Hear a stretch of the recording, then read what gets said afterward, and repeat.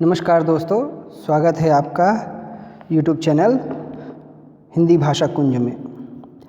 दोस्तों, आज हम भक्ति काल के अंतर्गत संत संप्रदाय जो है उसका अध्ययन शुरू करने जा रहे हैं। इसके पहले हमने भक्ति काल का सामान्य परिचय देखा था। उसके अंतर्गत समग्र भक्ति काल को एक बहुत ही संक्षेप में जो है उसका परिचय हमने दिया था। इस बार हम लाए हैं संत काव्य और उसके अंतर्गत जो कवि हैं वे और उनकी रचनाएं, बहुत उनका संक्षेप में परिचय दिया जाए। ठीक है, तो दोस्तों सबसे पहले तो हम संत काव्य के विषय में थोड़ी बहुत बातचीत कर लेते हैं संक्षेप में।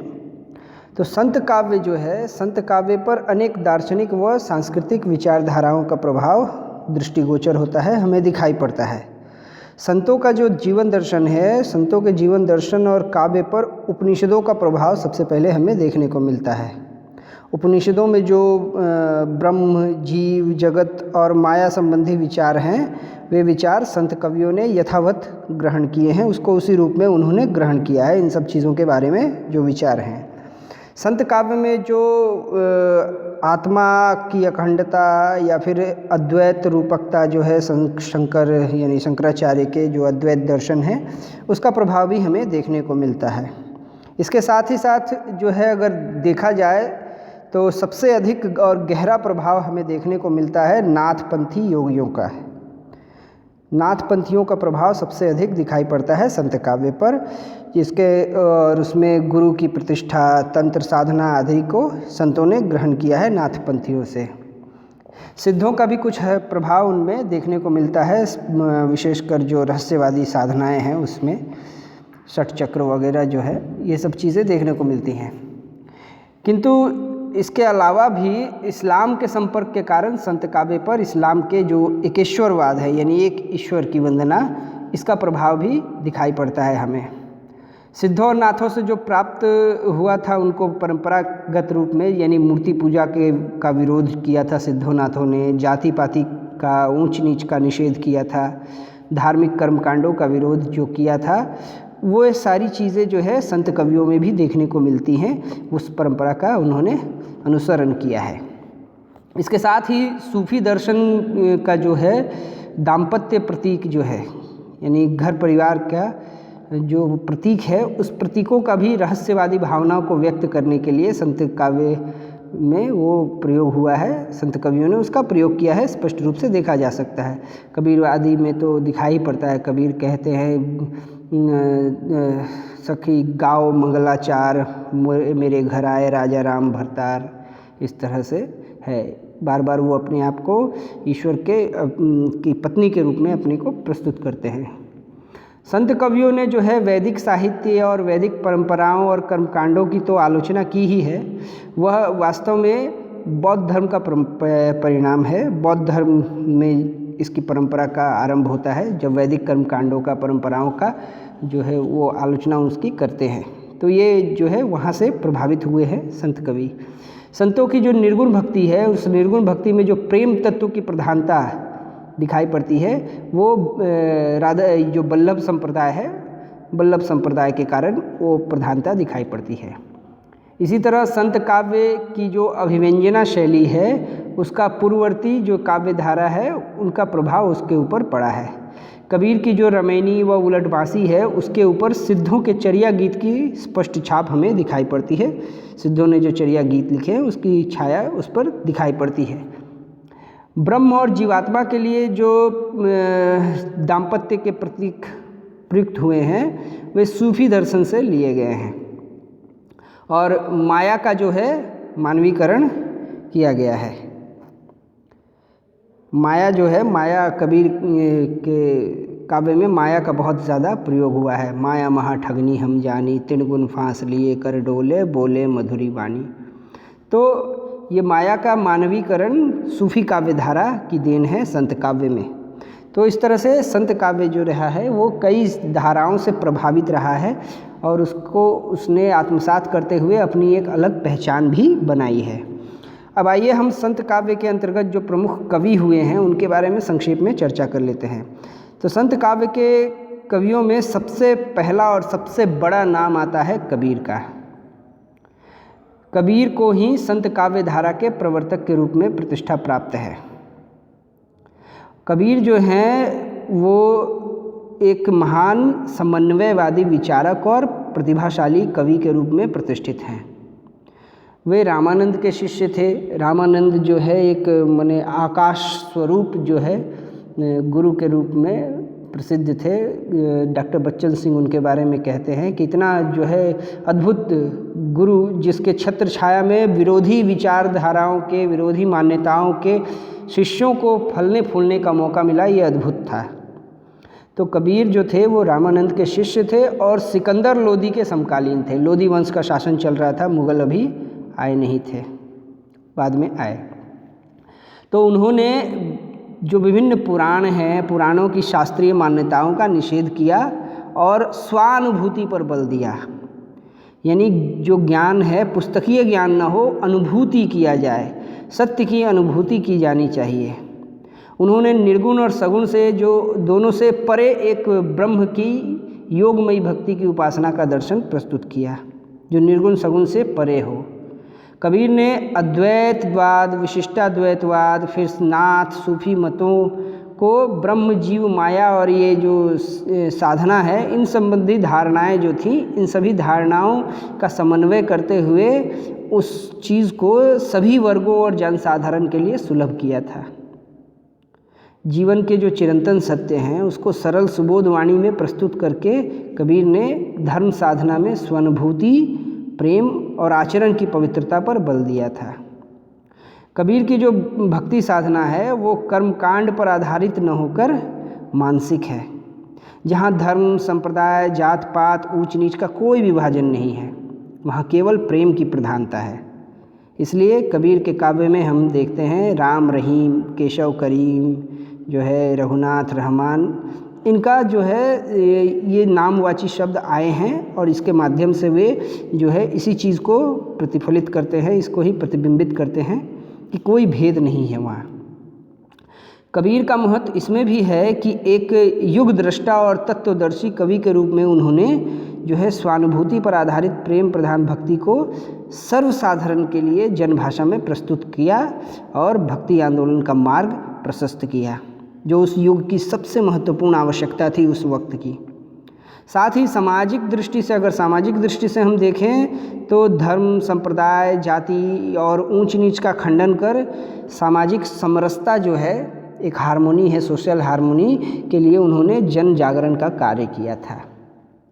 और कबीर की रचनाओं की बात यदि हम करें तो उनके शिष्य हुए अनंत दास।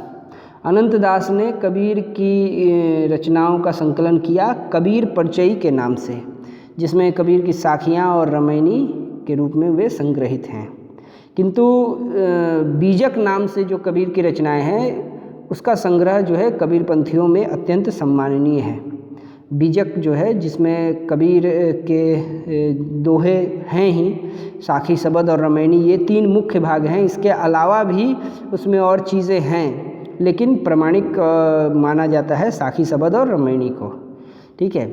तो डॉक्टर बच्चन सिंह जो है, डॉक्टर बच्चन सिंह ने कबीर को बहुत बड़ा रेडिकल सुधारक कहा था।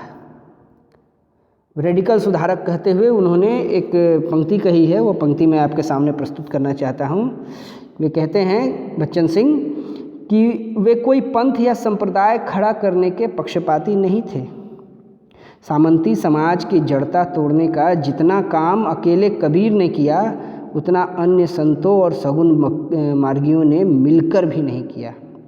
यानी समाज में जो जड़ता फैली हुई थी, उस जड़ता को तोड़ने का जितना काम अकेले कबीर ने किया, उतना समस्त भक्तिकालीन जो कवि हुए हैं, समस्त भक्तिकालीन कवियों ने मिलकर भी उतना बड़ा प्रयास नहीं किया जितना अकेले कबीर ने किया सामाजिक जड़ता को तोड़ने का। समाज में जो कर्मकांड फैले हुए थे, जो कुरीतियाँ, कुसंस्कार और जो गलत परंपराएं चल रही थी, उन सब को तोड़ना, मूर्ति भंजकता, ये जितना काम अकेले कबीर ने किया है उतना सभी ने मिलकर भी नहीं किया है। तो ये एक बहुत बड़ी बात है बच्चन सिंह ने कही है कबीर के बारे में। आइए अब हम अन्य जो संत कवि हुए हैं उनके बारे में भी थोड़ी थोड़ी जानकारी ले लेते हैं। अगले संत कवि हैं महत्वपूर्ण, जिनका नाम है नानक, जिन्होंने सिख धर्म का प्रवर्तन किया। नानक का जन्म वैसे तो 1469 ईस्वी में हुआ था, पंजाब के तलवंडी गांव में, जो अब जो है नानकाना तीर्थ के रूप में पाकिस्तान में आता है। ये स्थान जो है अब पाकिस्तान में है, जिसको नानकाना तीर्थ कहा जाता है। तो नानक जो है, नानक के काव्य में हम देखते हैं एक विशेष तरह की भिन्नता देखते हैं कबीर के काव्य से। हालांकि वे भी कबीर की परंपरा में ही आते हैं, कबीर की तरह ही वे भी संत कवि हैं, किंतु उनमें एक विशेष भिन्नता दिखती है कि कबीर के समान जो है वे भी गुरु की महिमा का बखान करते हैं, जात पात का विरोध करते हैं, एकेश्वरवाद, सत्य, अहिंसा और सहानुभूति पर बल देते हैं कबीर की तरह ही, ठीक है। किंतु नानक की जो रचनाएं हैं उसमें एक गहरी शांति, शीतलता और निर्व्यक्तिकता व्यक्त हुई है। ये जो है गहरी शांति और शीतलता कबीर के काव्य से भिन्न है। कबीर के काव्य में जहाँ अक्खड़ता है, तेज है, उग्रता है, उग्रवाणी है, बुराइयों पर जो वो माने पूरी ताकत के साथ प्रहार करते हैं, वो चीज़ यहाँ नहीं है। यहाँ शीतल शांत भाव से वो सब चीज़ें व्यक्त करते हैं, ठीक है। और नानक की जो प्रमुख रचनाएं हैं, ये पूछा जाता है परीक्षाओं में, इसलिए आप ध्यान रखें। उनकी प्रमुख रचनाएं हैं आसादी बार, हरिरास और सोहिला, ये इनकी प्रमुख रचनाएं हैं। किंतु जपू जी जो है, ये जो रचना है ये नानक दर्शन का एकदम एसेंस है, सार तत्व, ठीक है। वैसे नानक की जो रचनाएं हैं वे गुरु ग्रंथ साहिब, जो सिख धर्म का सबसे पवित्र ग्रंथ है, उसमें संकलित हैं। और जानकारी के लिए मैं बता दूं कि गुरु ग्रंथ साहिब में और भी कई संत कवियों की रचनाएं शामिल हैं, जिसमें कबीर, रैदास वगैरह भी हैं, ठीक है। तो अन्य जो संत कवि हैं, अन्य संत कवियों से नानक जो हैं भिन्न हैं।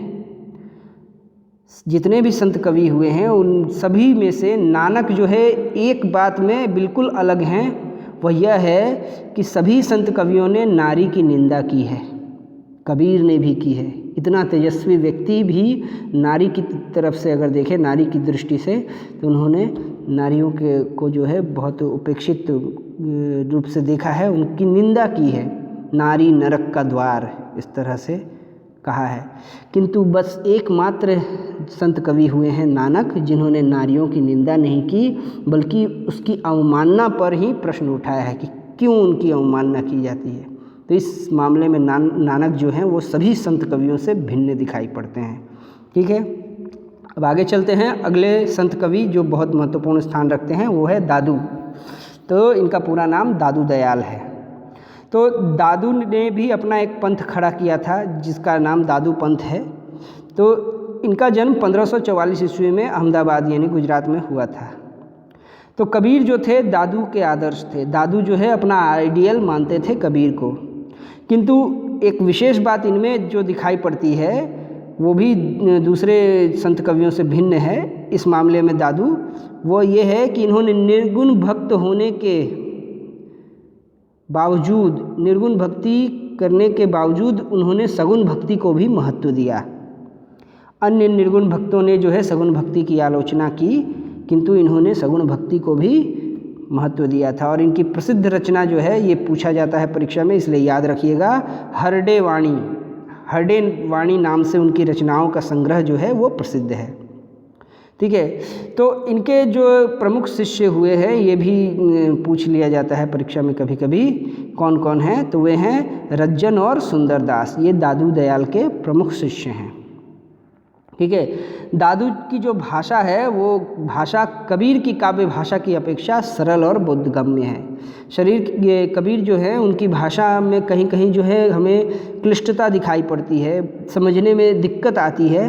वैसी चीज़ जो है दादू दयाल की कविताओं में नहीं देखने को मिलती। दादू दयाल की भाषा अत्यंत सरल है, समझ में आती है, बोधगम्य है, ठीक है। अब अगले जो हैं संत कवि जिनके बारे में चर्चा करना बहुत ज़रूरी है और वो हैं रैदास, जिनको रविदास भी कहा जाता है। इनके नाम से भी एक संप्रदाय है, रविदासी संप्रदाय, ठीक है। इन्होंने भी अपना एक संप्रदाय खड़ा किया था। तो काशी में जन्मे रैदास जो हैं इनका संत कवियों में बहुत ही सम्माननीय स्थान है। वे कबीर की परंपरा के ही कवि थे, किंतु कबीर में जो ओज, अक्खड़ता और प्रखरता थी, किंतु रैदास जो है वहीं उनमें शांति, संयम और विनम्रता जो है दिखाई पड़ती है। ये शांति, संयम और विनम्रता के प्रतीक थे। इनकी वो रचना जो है वो पद बहुत ही ज़्यादा प्रसिद्ध है, आपने सुना भी होगा उसको। प्रभु जी तुम चंदन हम पानी, जाके अंग अंग बास समानी। तो ये बहुत ही प्रसिद्ध रचना है उनकी। तो उनमें एक जो है शांति, संयम और विनम्रता दिखाई पड़ती है। ठीक है। तो रैदास जो थे ये इतने विनम्र थे कि इनको देखकर जो है आचारनिष्ठ जो ब्राह्मण थे वो भी इनको दंडवत प्रणाम करते थे। रैदास का प्रभाव सबसे अधिक जो था वो राजस्थान में था। ऐसा कहा जाता है कि मेवाड़ की जो झाला रानी थी वो इनकी शिष्या थी, और मीराबाई ने भी इनको अपने गुरु के रूप में उल्लेख किया है।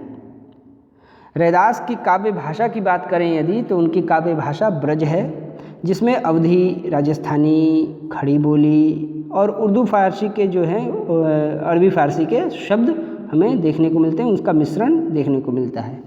तो ये हुए प्रमुख निर्गुण संत कवि। इसके अलावा भी कई हुए हैं संत कवि जिनके बारे में चर्चा होती है, प्रश्न पूछे जाते हैं। जैसे सुंदरदास हुए, जो मतलब 16वीं शताब्दी के अंत में पैदा हुए थे। चरणदास का जन्म 17वीं शताब्दी में हुआ था। मलुकदास हैं जो वह भी 16वीं शताब्दी के अंतिम समय में पैदा हुए थे। मलुकदास के विषय में उनके साथ जुड़ी एक पंक्ति जो है, एक दोहा है, बहुत ही ज़्यादा प्रसिद्ध है उनका। मलुकदास कहते हैं कि संतन को सीकरी सो क्या काम, आवत जात पनहिया टूटी, बिसर गयो हरि नाम। तो फतेहपुर सीकरी उस वक्त जो है मुग़ल शासन था, अकबर थे। तो संत को सीकरी से क्या काम है, फतेहपुर सीकरी से, यानी राज सत्ता से क्या काम है, राजधानी से क्या काम है। आने जाने में ही तो पनहिया यानी चप्पल टूट जाती है और ईश्वर का नाम स्मरण भूल जाता है आदमी। तो इस तरह की बातें दिखती है हमेशा कि जो संत कवि रहे हैं वो सत्ता से दूर रहे हैं, जैसा कि इसके पहले हमने आदिकाल में देखा, या फिर आने वाले समय में रीतिकाल में भी जो है कवि जो है राज सत्ता से बंधे हुए थे। कुछ मुक्त थे पहले, लेकिन रीतिकाल में तो पूरी तरह से राज आश्रय में ही पले बढ़े थे वे। तो किंतु भक्ति काल के कवि जो है वो राज सत्ता से अपनी दूरी बनाए रखते हैं। इसके अलावा दो जो है स्त्री संत कवियत्री रही हैं। संत कवियत्रियों में दो स्त्री संत कवियत्री भी रही हैं, जैसे दयाबाई और सहजोबाई इनका नाम था। इसके अलावा यारी साहब, दरिया साहब, भीखा, ये भी उल्लेखनीय संत कवि हैं। ठीक है। तो ये हो गए संत कवि, प्रमुख संत कवि। अब आइए हम संत काव्य की प्रमुख विशेषताओं पर भी थोड़ी बात कर ले, क्योंकि ज़रूरी है विशेषताओं को भी जानना। तो संत काव्य की जो पहली विशेषता है वह है निर्गुण ब्रह्म की उपासना। तो जैसा कि आप जानते हैं संत काव्य जो है निर्गुण काव्य धारा के अंतर्गत आता है। निर्गुण यानी ईश्वर के निराकार रूप, निर्गुण रूप, रंग रूप गंध से मुक्त, जन्म मरण से मुक्त जो होते हैं, मैंने ऐसा ईश्वर जिसका कोई रूप नहीं, रंग नहीं, आकार नहीं, न जन्म लेता है, न मरता है, न बूढ़ा होता है, किंतु वो सर्वव्यापी है, अंतर्यामी है। तो ऐसे ईश्वर की उपासना की गई है संत काव्य में। दूसरी जो विशेषता है वह है ब्रह्म जीव की अद्वैतता का वर्णन। जैसा कि आप जानते ही हैं कि संत काव्य जो रहा है उस पर सबसे ज़्यादा प्रभाव पड़ा है शंकराचार्य के अद्वैतवादी दर्शन का, जिसमें ब्रह्म को यानी ईश्वर को और जीव को जो है वो अभिन्न माना गया है, दोनों को एक ही माना गया है। कबीर ने लिखा भी है, जल में कुंभ, कुंभ में जल है, भीतर बाहर पानी, फूटा कुंभ जल जल ही समान, यह तथ्य कहियो ज्ञानी। यानी एक ही चीज़ है, घड़े के भीतर का जल, घड़े के बाहर का जल, दोनों एक है। घड़ा फूटता है तो दोनों मिल जाते हैं, पता नहीं चलता है, दोनों एक ही हो जाता है। तो इस तरह से तीसरी जो विशेषता है वो है संसार की नश्वरता का वर्णन। तो सभी संत कवियों ने कहा है कि ये संसार नश्वर है, क्षणभंगुर है। वही शंकर का अद्वैतवादी दर्शन जो है उसी का प्रभाव, जिसमें वो कहते हैं कि जगन मिथ्या ब्रह्म सत्यम, यानी ये संसार मिथ्या है, ईश्वर ही सत्य है। तो संत कवि भी इसी को मानकर उन्होंने रचनाओं में अपना ये व्यक्त किया है। अगली जो विशेषता है संत काव्य की वह है एकेश्वरवाद का समर्थन। इन्होंने एकेश्वरवाद का समर्थन किया जो कि इस्लाम धर्म से प्रभावित है। इस्लाम में जो है एक ईश्वर की वंदना की जाती है, किंतु सामान्य रूप में हमारे भारत में क्या देखने को मिलता है, बहुदेववाद है, बहुत सारे देवी देवताएं हैं। तो उन सब के स्थान पर एक ईश्वर की वंदना का समर्थन करते हैं ये संत कवि, अपनी रचनाओं में ये वर्णन करते हैं। इसके बाद अगली जो विशेषता है संत काव्य की वह है सद्गुरु की महिमा का बखान।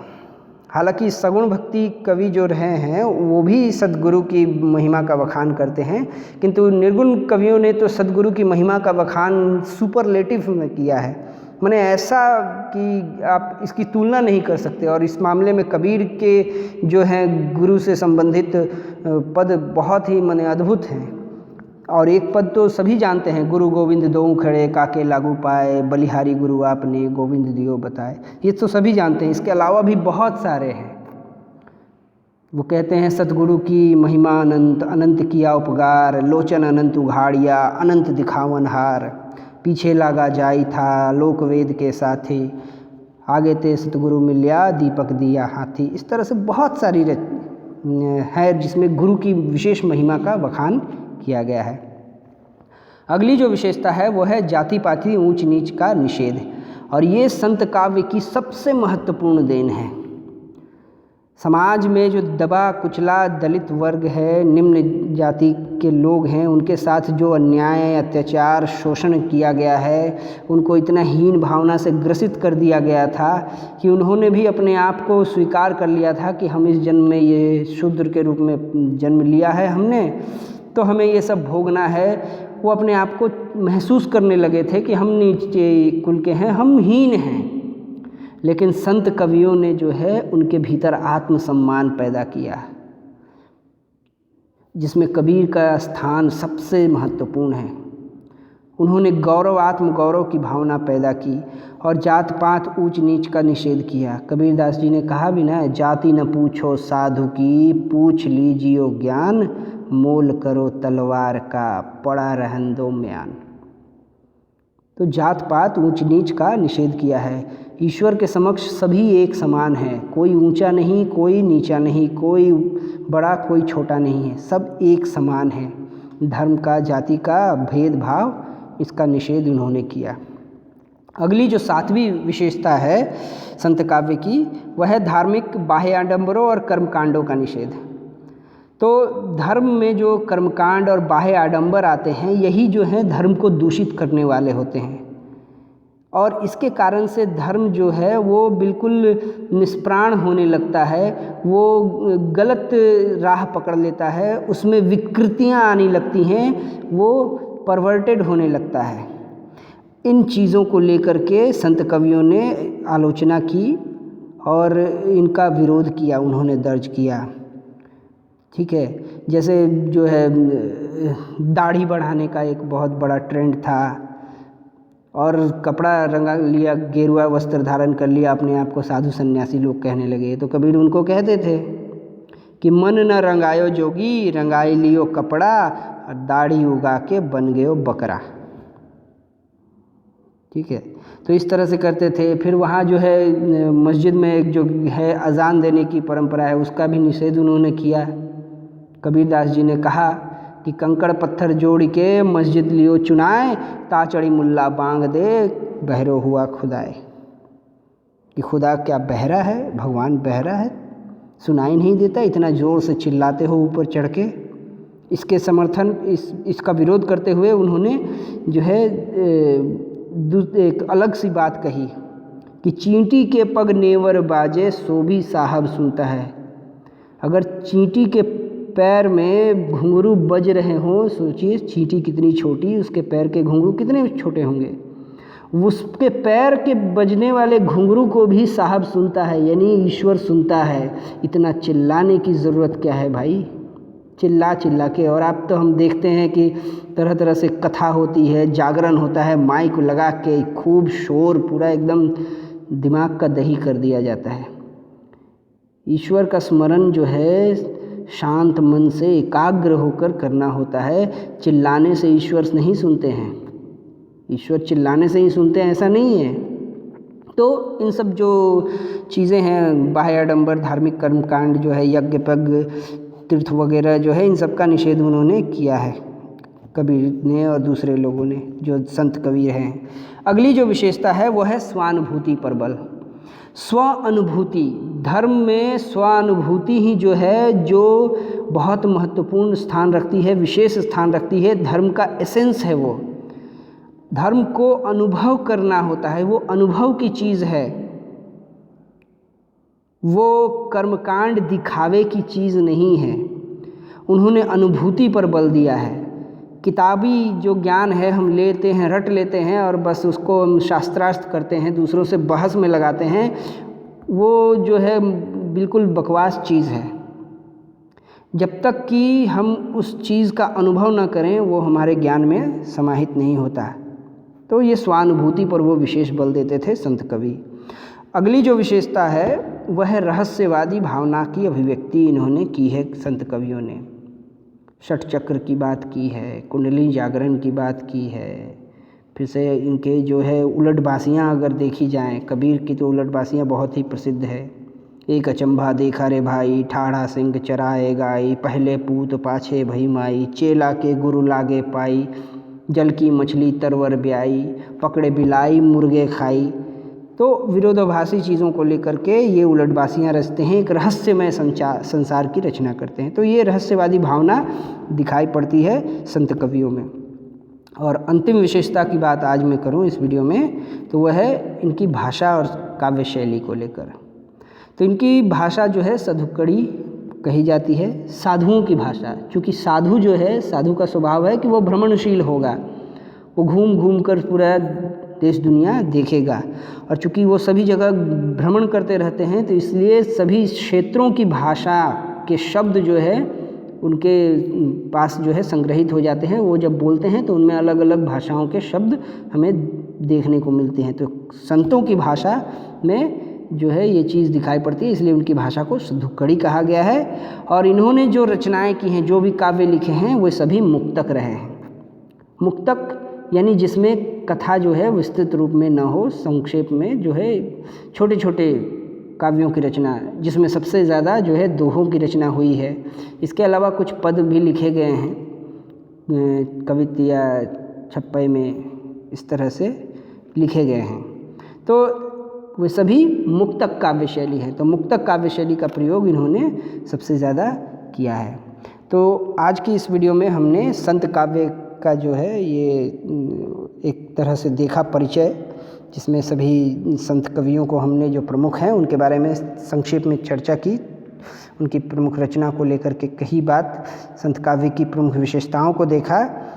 इसके साथ ही मैं कह दूं कि हम कबीर पर जो है विशेष रूप से चर्चा करेंगे, क्योंकि संत काव्य के प्रतिनिधि हैं कबीर, और कबीर पर जो है बहुत सारे और दूसरे प्रश्न भी आते हैं।